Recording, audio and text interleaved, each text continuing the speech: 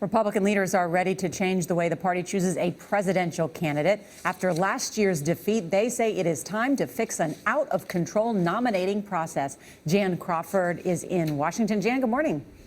Good morning, Nora. Good morning, Charlie. You know, if you remember, it took more than a year for the Republican Party to nominate Mitt Romney, and that long, drawn-out process, as we all know, was chaotic, often overwhelming for the candidates and the voters, I think. But now the party is saying it is determined to get more control over that nominating process. They want to give the next presidential nominee, they hope, a stronger position heading into the general election. I accept your nomination for President of the United States. For Mitt Romney, it was a long, hard slog to his party's nomination in late August. Allow us to have an early Republican primaries starting right after the new year, and what seemed like endless debates, 23 in all, boosted obscure candidates. 999 will pass. And took a toll on Romney before he ever got to the general election.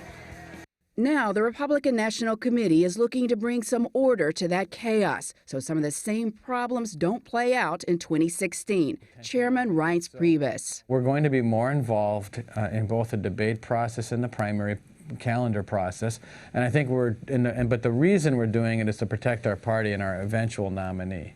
The committee is considering several key changes, such as a shorter primary season, 3 months long instead of 6, an earlier convention sometime before mid-July, and far fewer debates, less than 10.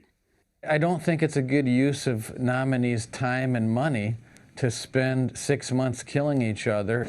The proposed changes might sound technical, but they could have a big impact. Romney, for example, couldn't touch his general election campaign contributions until he became the party's official nominee at the end of August, exposing him to months of attack ads without the means to fight back. Your nominee becomes basically a duck on the pond until you get to the convention, and we just can't have that for the good of our party or our nominee.